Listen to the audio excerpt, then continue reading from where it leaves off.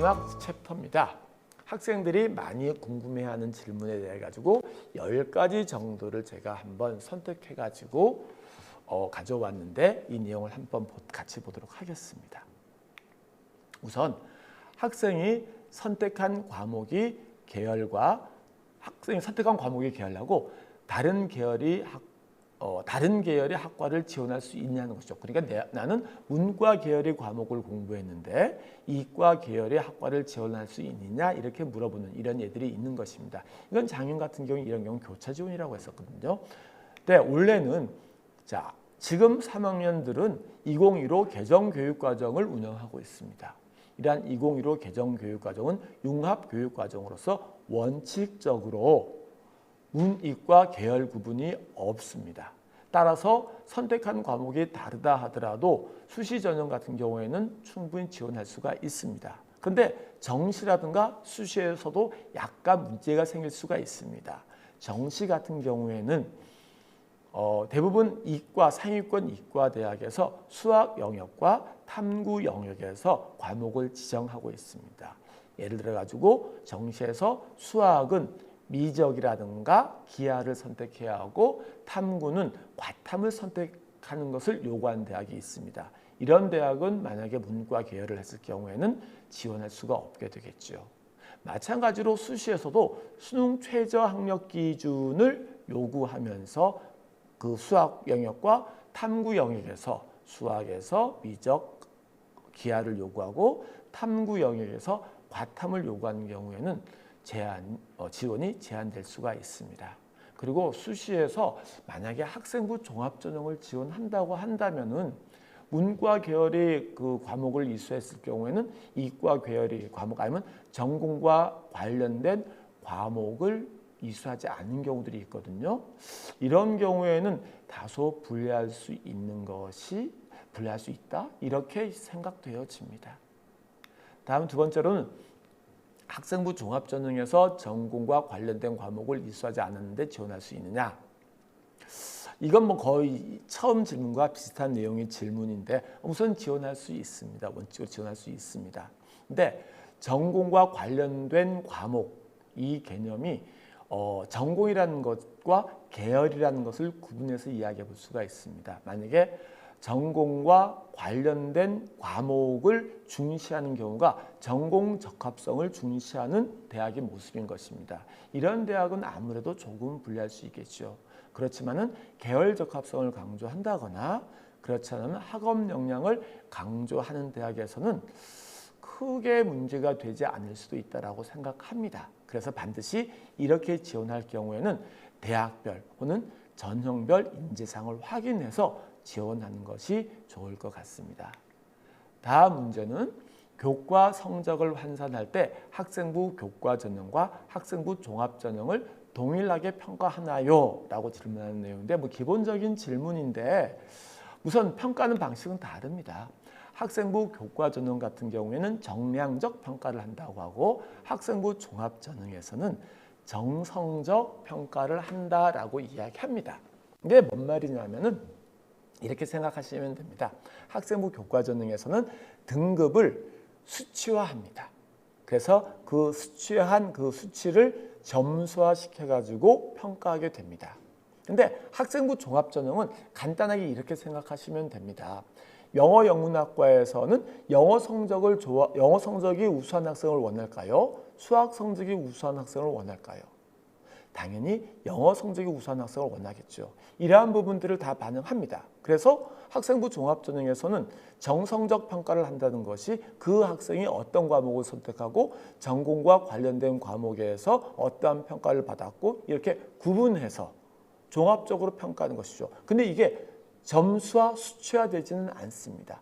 다른 영역과 포함해가지고 전반적으로 함께 종합적으로 평가하게 되는 것입니다. 그래서 학생부 교과 전형 같은 경우에는 어떤 교과가 반영되는가, 또 반영 학기는 무엇인가, 또 학년별 반영 비율은 어떻게 됐는가 이것을 확인해 봐야 합니다. 특히 2022 같은 경우에는 진로 선택 과목도 반드시 확인해 볼 필요가 있는 것입니다. 이에 비해서 학생부 종합 전형에서는 내가 지원하고자 하는 전공과 관련된 과목은 어떤 것인가, 그 성적은 무엇인가? 나는 성적이 상향 곡선인가 하향 곡선인가? 이러한 모습도 다 함께 살펴봐야 합니다. 그리고 중요한 것은 학생부 교과 전형은 반영 교과가 결정되어져 있는 경우가 대부분입니다. 근데 학생부 종합 전형에서는 그 학생부에 있는 모든 내용을 다 평가에 포함될 수가 있습니다. 예를 들어 가지고 내가 뭐 문이과 상관없이 뭐 기술 과정이 있다고 한다면 다른 과목은 모두 성적이 1, 2등급 우수한데 기술 과정이 성적이 뚜렷하게 뭐 떨어져 있다. 예를 들어 뭐 7등급, 6등급이다, 5등급이다 이렇게 나왔을 경우에는 이 부분에 대해서도 성실성 부분에 대해서 조금은 부정적으로 평가될 수도 있습니다. 심지어는 등급이 나오지 않는 과목에서의 과목 내용이라든가 활동 내용도 충분히 평가에 반영될 수 있다는 점을 확인할 필요가 있습니다. 다음은 수시 전형에서 같은 대학의 학생부 교과와 종합 전형으로 모두 지원할 수 있나요? 라는 질문이 있었는데 뭐 이건 중복 지원을 이야기하는 겁니다. 근데 대부분 대학에서는 전형 간 중복 지원은 가능합니다. 그렇지만은 동일 전형 내에서는 한 개의 모집 단위로만 지원할 수 있는 것이죠. 그러니까 학생부 교과 전형으로서 하나의 전형, 뭐 예를 들어 가지고 일반 전형으로 하나, 뭐 예를 들어 학생부 종합 전형으로 하나, 아니면 학생부 교과 전형 내에서도 전형명이 다르다라면은 따로 두 개를 다 지원할 수도 있다라는 것입니다. 그렇지만 이 두 개를 지원할 경우 이 지원은 그 학생은 그 한 학교에 두 개를 지원했다 하더라도 두 번 지원하는 것이 됩니다. 그러니까 수시 6회에 포함된다라는 것이죠. 그런데 동일 전형 내에서는 한 개만 지원할 수밖에 없습니다. 동일 전형 예를 들어서 일반 전형으로는 경영학과를 지원했는데 다시 동일한 일반 전형으로 무역학과, 신문방송학과를 지원할 수 없다라는 것이죠. 그런데 살펴볼 필요는 있는 게 있습니다. 즉 일부 대학에서는 전형 간의 중복 지원을 허락하지 않은 대학도 있습니다. 대표적으로 서울대학교 같은 경우에는 일반 전형을 지원하는 학생은 서울대학교에서 지역균형 선발 전형으로 지원할 수 없습니다. 이러한 내용들이 각 모집 요강에 나와 있기 때문에 그 요강을 확인해서 지원을 해야 합니다. 다음은 대학에서 교과 성적을 평가할 때 고교 특성에 따라 구분해서 평가하느냐 이 질문인데 이건 뭐냐면은 특목고와 자소고와 일반고와 특성화고 등 고교 특성에 따른 교과 성적을 차별적으로 혹시 평가하는 게 아니냐 의심스러워서 묻는 질문 같습니다. 원칙적으로 이런 어떤 고교 특성상의 성적을 차별적으로 적용할 수 없습니다. 그러니까 특목고의 5등급이나 자사고의 5등급이나 일반고의 5등급이나 특성화고의 5등급이나 다 동일하게 평가를 한다라는 것이죠. 그러면은 대학에서는 그러면 고교 학결, 고교 학력 격차가 있는데 이걸 어떻게 생각하십니까? 해서 그래도 대학은 물론 그러한 모습이 있을 수 있지라도 차별해서 평가할 수는 없습니다. 그래서 대학에서는 학생부 교과 전형 같은 경우에는 수능 최저학력 기준을 요구하는 경우들이 있고 그리고 상위권 대학에서는 학생부 교과 전형으로 선발하기보다는 학생부 종합 전형으로 선발하는 비율이 더 높게 되는 것입니다. 높게 나타나고 있는 것입니다. 다음은 2021학년도 자기소개서를 2022학년도 다시 제출할 수 있나요? 라고 물어봤는데 우선은 2021학년도하고 2022학년도하고 자기소개서 양식이 다르겠죠. 그래서 다시 이제 만들어야 할 건 같습니다. 그런데 내용을 가지고 이야기할 경우 동일 학생인 경우에는 2021학년도 자기소개서 내용을 2022학년도에 그대로 기록할 수가 있습니다. 그리고 내 자기소개서가 A라는 대학과 B라는 대학을 내가 동시에 지원할 경우 동일 학생인 경우에는 동일한 내용을 다른 대학에 각각 제출할 수가 있습니다. 이런 경우에는 유사도 검색에서 적용되지 않습니다. 그렇지만은 타 수험생이 내용이 비슷한 경우가 나올 경우에는 유사도 검색에서 이게 나타나게 됩니다. 그런 경우에는 대학에서 통보가 가게 됩니다. 유사도 검색에 나왔는데 이유를 설명하라는 설명하라는 그런 이제 통보가 가게 되겠죠. 그래서 그러한 내용을 소명해야 되고 만일 그 내용에서 그 다른 학생이 자기소개서를 복사해서 인용해서 활용했을 경우에는 불합격 처리가 될 수 있습니다. 다음, 학생이 진로 희망이 고등학교 생활 중 변경되었다면 이게 대입에 불리하나요? 라고 문의하는 학생들이 많이 있는데, 우선은 창제 활동 내에서 진로 활동의 어떤 진로 희망은 상급 학교, 대학교에 자료로 제공되지 않습니다. 그렇지만은 대학에서는 과목 선택이라든가 활동 내용을 통해 가지고 이 학생의 진로가 변경되었다는 것을 짐작할 수는 있습니다. 그런데 이 내용에 대해 가지고 공식적으로 대학교에서 발표한 내용은 없습니다. 근데 사정관들이 개별적인 의견을 들어본다면은 고등학생이 자기의 어떤 고정적인 진로를 선택하는 것이 어렵다는 것도 알고 있었습니다. 그리고 진로가 변경될 수 있다는 것도 당연한 것으로 여기고 있었습니다. 그래서 진로 희망이 바뀌거나 진로가 1학년, 2학년이 변경된 모습이 보인다 하더라도 대부분은 불리하지 않다라고 이야기하는 것이 큰 흐름이라고 생각되어집니다. 다음 8번째로는 미인정 지각이나 조퇴, 결석이 있다면은 대입 지원에 불리한가요? 라고 질문하는 경우가 있는데, 우선 이것은 학생부 교과 전형에서는 미인정 지각, 조퇴, 결석이 있는 경우 비교과, 그러니까 출결을 반영하는 대학에서는 감점 요인이 될 수가 있습니다. 그렇지만 대학에서 그 기준이 있습니다. 어떤 대학은 3일, 어떤 대학은 하루만을 요구하는 경우도 있습니다. 그리고 보통 지각, 미인정 지각 3번, 미인정 조퇴 이거 3번 정도를 우리가 결석, 지각 조퇴 3번을 결석 하나로 1번 정도로 이야기하거든요. 그래서 대학에 따라 가지고 이 생활기록부가 어떻게 반영되어지는가 이것을 확인해 봐야 합니다. 그런데 만약에 대학에서 학생부 교과 성적 100으로만 선발한다면은 미인정 지각 조퇴는 전혀 반영되지가 않습니다.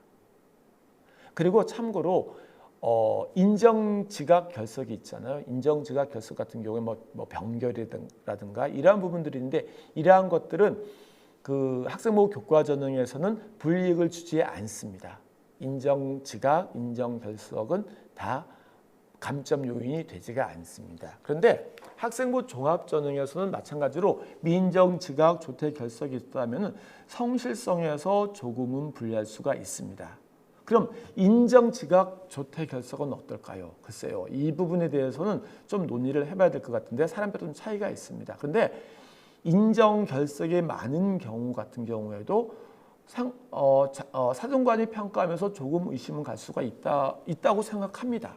그래서 어떻게 되어 있는 게 좋으냐면은 결석이 많은 경우에 예를 들어 결석 6일이 있다. 그러면은 2번으로 인한 결석 6일 이렇게 그 결석 사유에 대해서 기록해 주는 것이 확실하게 이러한 어떤 의심을 풀 수 있는, 불안감을 풀 수 있는 방법이라고 생각합니다. 그래서 여러분들이 결석이 있는 경우에는 반드시 선생님에게 결석 사유를 적어주도록 선생님에게 부탁하는 것이 좋습니다. 다음 수상 경력이군요.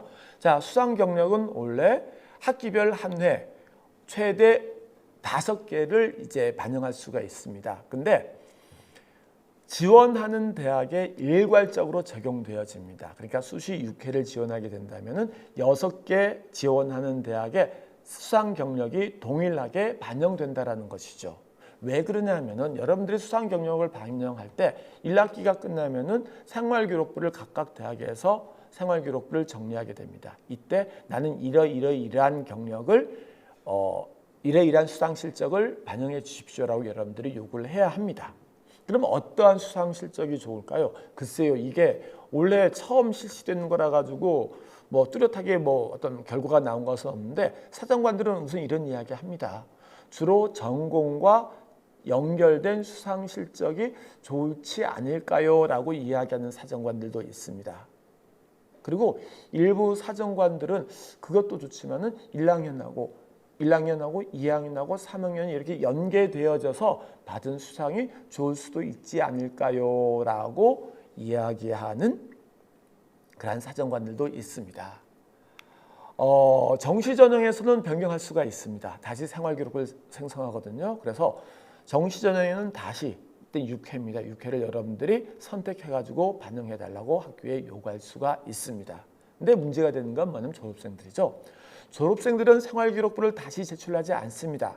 그러니까 이전 생활기록부를 가지고 확인하는 것이죠. 그래서 어떻게 본다면은 수상 실적이 많이 모든 수상 실적을 다 사정관들이 확인할 수도 있을 거라고 생각합니다.